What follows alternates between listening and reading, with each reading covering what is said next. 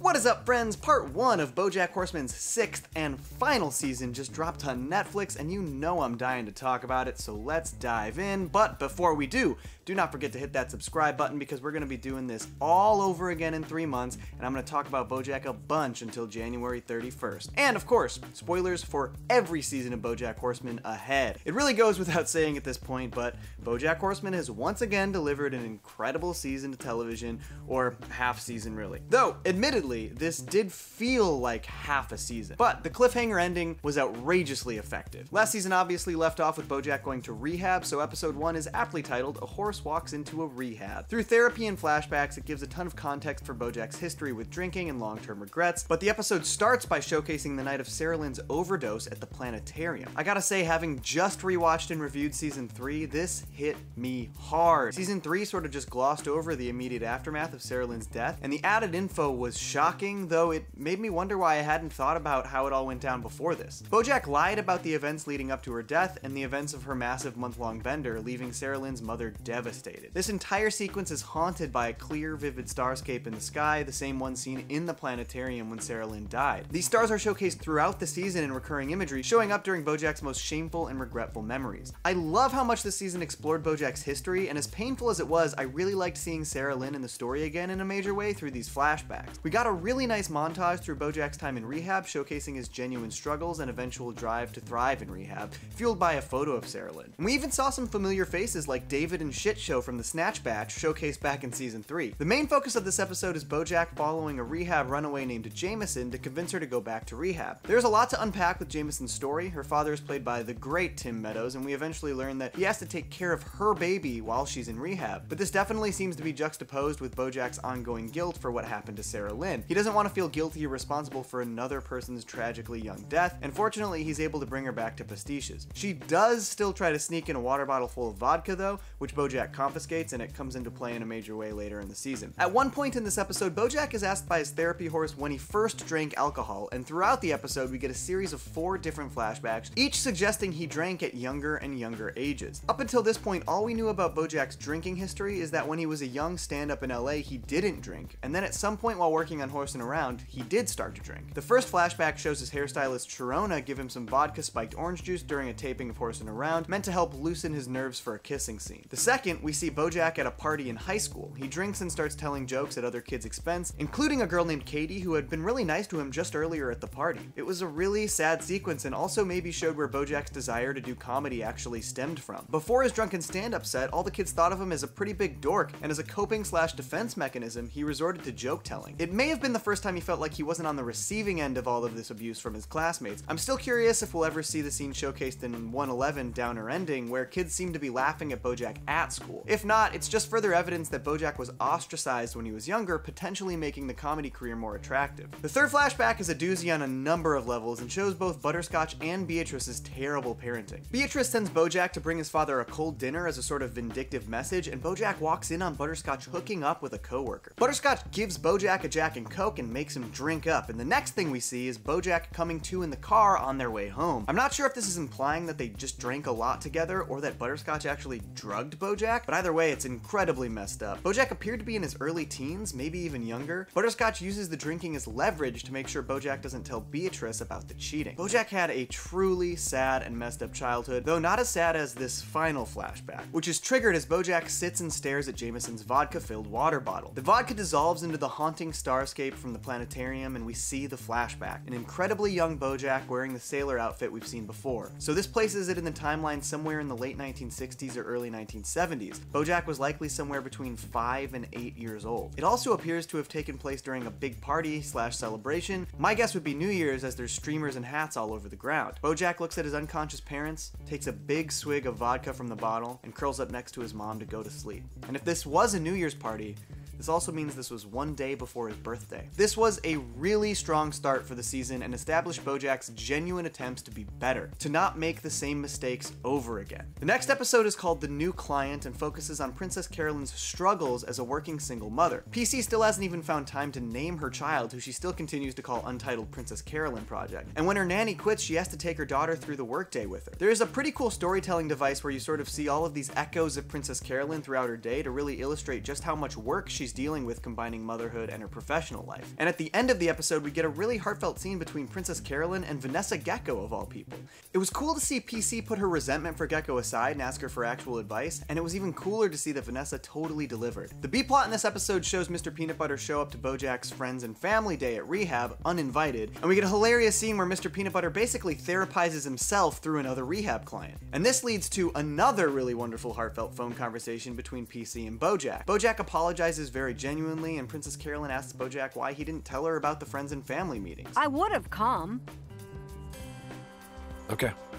This begins to show BoJack opening up to vulnerability a little bit, and shows that even though they haven't dated in years, BoJack and Princess Carolyn are still pretty much family. They both really love and care about each other. The final scene is so lovely. Princess Carolyn sits down with her daughter and gets a real moment of connection. I love that she's able to get her daughter to laugh with the patented Princess Carolyn tongue twisters. It really adds an emotional punch to what was previously just a really funny and silly gag, and if that isn't a perfect metaphor for this entire series, I don't know what else is. In that moment, Princess Carolyn names her daughter Ruthie. This was a pretty heart-wrenching moment. If you don't remember, back in season 4, there's an episode set in the future where one of PC's ancestors relays to her classmates the story of one of Princess Carolyn's worst days. And we find out that the future we're seeing wasn't real at all. And the ancestor that never existed in that episode, her name was Ruthie. It's just a really lovely callback. Episode 3 is called Feel Good Story and focuses on Diane's adventures across the country working as on-camera talent for Girl Cruise. It also introduces my absolute favorite new character, Guy the Bison, played by the incredible Lakeith Stanfield. This episode brings Diane and Guy to Chicago, and as a former Chicago resident, they nailed the vibe of that city, all the way down to the Italian beef sandwiches and parmadillos!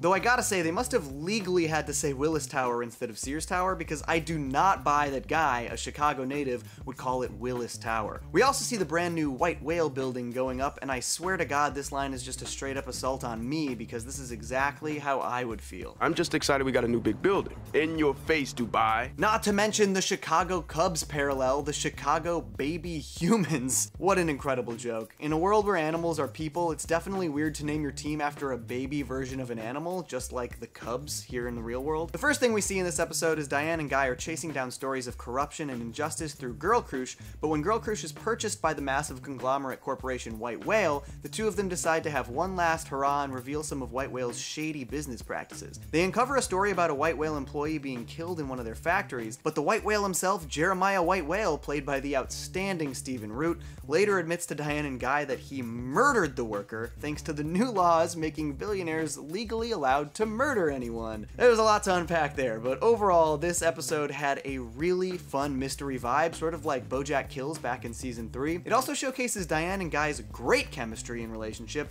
and despite some awkward hiccups figuring out where they are in that relationship, it shows that they're really, really good together. Guy wants Diane to move to Chicago with him, but she declines and heads back to LA. The episode also features some BoJack narration driven by letters that he's writing to Diane from Rehab, which she obviously can't read until she gets home from Chicago, but when she finally reads them, BoJack's words help her realize that maybe she should take a chance on happiness. I wasted so many years being miserable because I assumed that was the only way to be. This seriously surprised me, but actually in a really good way. Diane ends up calling Guy and decides to move to Chicago with him. The fourth episode is called Surprise and is truly an instant classic BoJack episode. Just a ridiculously silly and well-executed concept. It takes place at a surprise wedding for Mr. Peanut Butter and Pickles planned entirely by Todd. Unfortunately for Todd and everyone at the party, Mr. Peanut Butter tells Pickles he cheated on her the moment they walk in the door, forcing the surprise guests to all stay hidden while PB and Pickles have this enormous relationship-shaking discussion. The blocking and physical comedy throughout this episode is just way too funny, and there's a great sequence where the two of them start trash-talking their family and friends without realizing that they're all hiding around them at that very moment. This is honestly just a wildly fun concept executed to perfection. There's also a scene in PB's closet that showcases some really great Easter egg action. We see pretty much every outfit we've ever seen him wear on the show: his wacky shirt from the Mr. Peanut Butter's house days, his black v-necks, his cloud pajamas,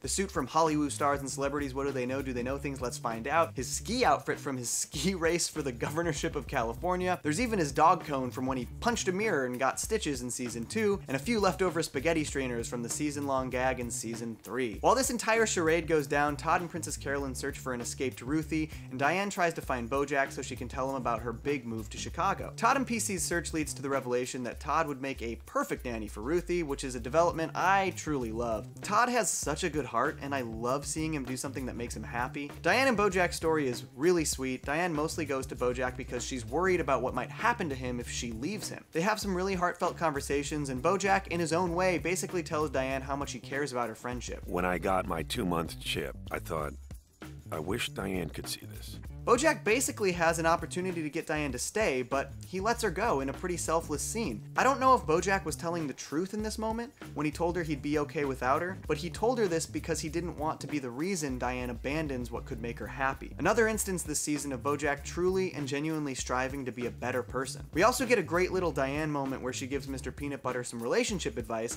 albeit through the thermostat, but Diane clearly still really cares about Mr. Peanut Butter and feels shame for sleeping with him. It was nice to see her do something kind for him before she left Los Angeles, and really without him realizing she actually had done that. Episode 5 was one of my favorites of the half season for sure. It features the home stretch of BoJack's stint in rehab while also showcasing flashbacks that finally reveal what happened between BoJack and Sharona on Horsin' Around. We learned that after Herb got fired, a showrunner named Danny Bananas took over Horsin' Around. During a taping in 1994, Sarah Lynn was getting her hair done in BoJack's dressing room to stay away from her stepfather, another hint that Sarah Lynn's stepfather had an inappropriate relationship with her. Sadly, BoJack is not very accommodating to Sarah Lynn, and he pours vodka into an unmarked water bottle as he berates her. Sharona decides to confront BoJack about this, but while she's out, Sarah Lynn gets a hold of the vodka water bottle that BoJack left in his dressing room. This is why BoJack is reminded of Sarah Lynn's death when he looks into the vodka water bottle at rehab. At 10 years old on the set of Horsin' Around, Sarah Lynn got a hold of this vodka water bottle and got drunk. BoJack throws Sharona under the bus, getting her fired from Horsin' Around. This wasn't what I expected out of the Sharona story, but it's honestly a little worse than what I imagined, because in this scenario,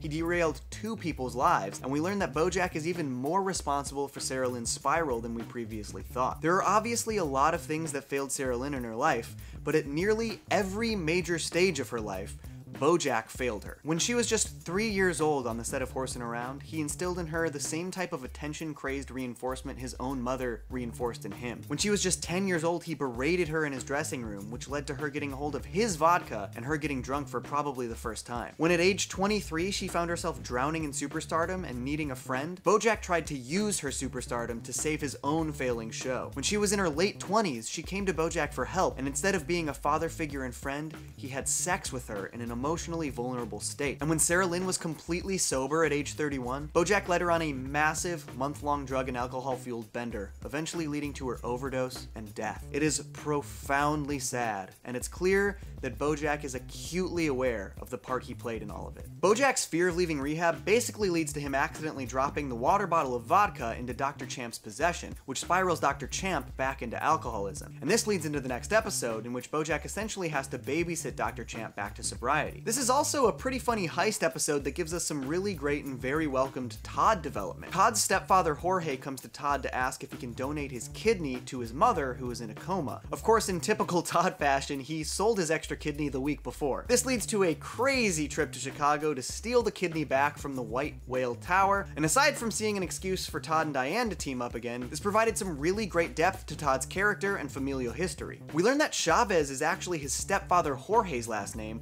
which begs the question, who is or was Todd's father? Is he still alive? Was he so bad to Todd that Todd didn't want to keep his last name? Will we ever meet him? It also reveals that Todd and his mother seem to be a lot alike, in that they're both too proud to reach out to one another despite clearly missing each other. Even after they get the kidney for her and the operation is a success, Todd leaves the hospital without seeing his mother. I really appreciated this backstory because despite how much I love Todd, it does feel like his history has been left a little bit thin compared to other main characters, and I expect this will probably be followed up a bit before the end of Season 6 Part 2. Another subplot in this episode involves all of Hollywood's assistants going on strike, sending the entire city into an apocalyptic wasteland. And as somebody who lives in Los Angeles, I can tell you that this is 100% real world accurate. Everything would explode without the assistants in this industry, so it was really fun to follow a storyline where they actually fight for fair treatment. It also leads to one of my favorite developments in the season, the return of the man himself, Judah. He is 100% one of my favorite characters in the show, and after his absence in Season 5, it was so great to see his triumphant return, leading the assistant union through collective bargaining. What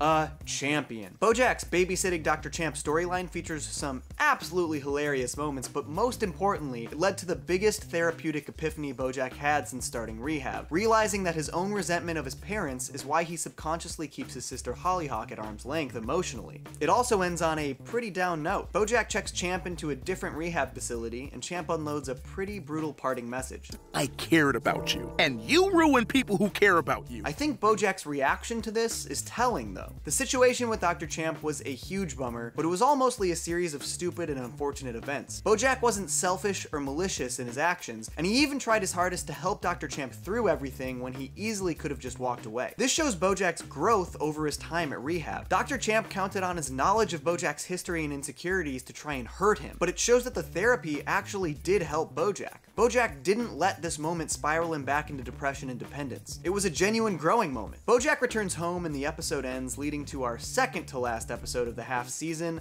The Face of Depression. BoJack's return to regular life carries a bit of a shock factor, and his house just acts as a massive reminder of every shitty thing he's ever done. This sequence where we see the echoes of his past is really haunting, and you start to understand why he used to abuse substances so often in this house. It was a way for him to numb all of these memories. This time, he starts going to AA meetings instead, where he sees Sharona. We see the remainder of the story from back in 1994 that led to Sharona's firing, and we see BoJack's current attempts to make amends, which initially fail. After this, the episode is mostly a delight to watch as BoJack starts to enact the changes he's made to himself into his life in big and small ways. He has a really great conversation with Diane, thanking her for pushing him to seek help in rehab, which in turn helps Diane deal with her struggles with depression. He even cleans up her filthy apartment for her and leaves before she even sees that he did that. It's a purely selfless act. He has a great lunch with Todd, and then a small comment to a coffee shop worker leads to Todd getting a match on his asexual dating app. He goes to see Hollyhock and starts to inch closer to hopefully forging a meaningful relationship with his sister. He spends some time with Princess Carolyn, and his kindness leads her to an epiphany, which in turn leads her to hire Judah to co-run her company with her. He even gives Mr. Peanut Butter that crossover episode he always wanted. This is probably the nicest thing BoJack has ever done for Mr. Peanut Butter. What's best about this sequence is how genuine everything feels. BoJack feels like a different, better person. His actions speak volumes, and it's the type of change most of us have hoped to see in BoJack for a long time now. After Sharona sees and hears in AA that BoJack seems to have really changed, they make up, and Sharona gives BoJack one last haircut, revealing that BoJack has been dyeing his hair black and now sports a shorter gray hairstyle. He looks nice, he looks distinguished, he doesn't look like the old BoJack who makes mistakes, and this matches his brand new job offer to teach drama at Hollyhock's college, another giant step towards forming a relationship with his sister. To further illustrate this, BoJack ends the episode in an old-timey recreated village called Old Town Horseburg and attends a church service filled with only horses. This is probably the only scene in the entire series where BoJack is only surrounded by horses,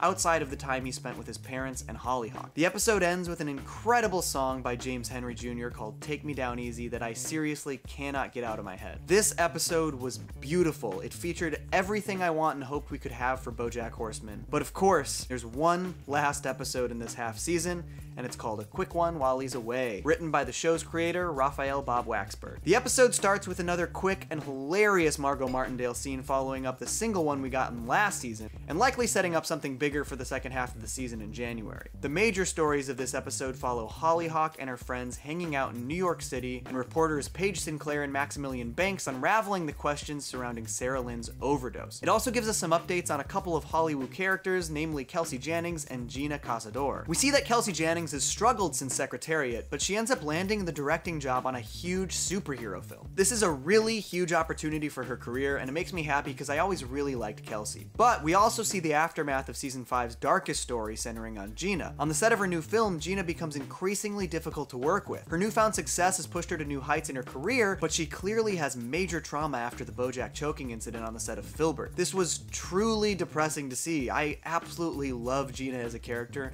and of course the events of last season wouldn't just disappear. But what sucks most about it is that it was kept a secret, and so she can't reveal her trauma to anyone, making her behavior seem erratic and random. This even leads to the director of her film telling Kelsey Jennings not to hire her for the big superhero movie she just landed, and it's a sobering look at how BoJack's actions have trickle-down effects far after the fact. A job like that would change Gina's life, and she wasn't even given a chance because the events of last season aren't public knowledge. Meanwhile, Paige Sinclair and Maximilian Banks slowly start to unravel the mystery surrounding surrounding Sarah Lynn's death in an outrageously tense and suspenseful storyline. A voicemail from Sarah Lynn to her mother during her bender with BoJack helps them realize Sarah Lynn wasn't alone during the bender. Speaking with someone from her AA group unveils BoJack's presence at the AA meeting, and a loose, slightly inaccurate retelling of the events in New Mexico that BoJack shared with everyone during that AA meeting. He didn't remember BoJack's name, but he did remember the name Penny Carson, as BoJack said her first and last name back in season 3. And in my season 3 review, I mentioned how this was a tangible loose thread that would come back to haunt BoJack, and here we have it. And by the end of the episode, Paige and Maximilian have made their way to New Mexico, marked by that haunting music sting. These two are on the case, and it looks like they're well on their way to revealing BoJack's involvement in a huge number of things. The events surrounding Penny, Sarah Lynn's death, and probably more. I've talked before about how many things have been left lingering in BoJack's past, and it's looking like all of it will come to light over the course of the final 8 episodes. I'm actually going to make a separate video outlining exactly what I think is going to go down following up this storyline, so keep an eye out for that in the next week. That brings us to the most heart-wrenching sequence in the entire season. At a party in New York, Hollyhock meets a college student named Peter. They share a drink, and Peter opens up about some weird stuff that went down when he was in high school. The BoJack writers straight up played me like a fiddle with this sequence. The beard, the name Peter instead of Pete. I was seriously completely blind to what was happening until it became the most mind-blowing reveal possible. Peter is Pete Repeat from Escape from LA, and he was recounting the events of their prom night. When people think about that episode, they think about Penny and BoJack's near hookup, but they forget that BoJack threatened Pete and left an alcohol-poisoned teenager at a hospital, all to avoid responsibility for buying them booze. The Penny thing is gross, and while it could have social ramifications, they made it clear that it was technically legal in New Mexico had anything actually happened. What isn't legal is buying alcohol for minors and endangering their lives. And Pete is sharing this entire story with Hollyhock. The final moments of the half season are the most tense I've ever been watching BoJack Horseman, and Hollyhock's final question, who is he, is going to haunt me for 3 more months, because we won't hear that answer until January 31st, thus ending an incredible but deeply unsettling half season of BoJack Horseman. This final episode is obviously entirely showcasing how BoJack's abuses, mistakes, and history is unraveling behind him, sure to eventually catch up, and it's most painful now because BoJack has seemed to have truly evolved into a better person. And while we should always hope and cheer for people to become better people, that doesn't mean people don't have to answer for their mistakes. In these 8 episodes, BoJack didn't really do anything wrong. He grew and it hurt, but he strived to get better and he succeeded. All that we can hope is that he really has changed, because what's really going to determine if BoJack can have any sort of happy ending is how he responds to what will inevitably come out. His history will be revealed, and there are things that will come out that could even potentially lead to jail time for BoJack. If BoJack maintains his new lifestyle, maybe he'll actually take responsibility for his actions publicly. I think this would be the best possible outcome for the series, to show somebody who is broken and has made horrendous mistakes actually take responsibility for those mistakes and do what's right, because hopefully he has changed for good. My biggest fear in all of this is how it's going to affect his relationship with Hollyhock, because it's looking like it could jeopardize any chance they have at a meaningful bond, and that is tragic. And that is where I want to pass it off to you folks. Please give me your thoughts on BoJack Horseman Season 6 Part 1, and tell me what you're going to do to occupy your time before January 31st down below in the comments. And if you like this video, please do not forget to comment, like, and subscribe, and stay tuned, because I'm going to keep talking about BoJack here on the channel until the final 8 episodes drop in 3 months. Peace. Johnny! Two Cellos!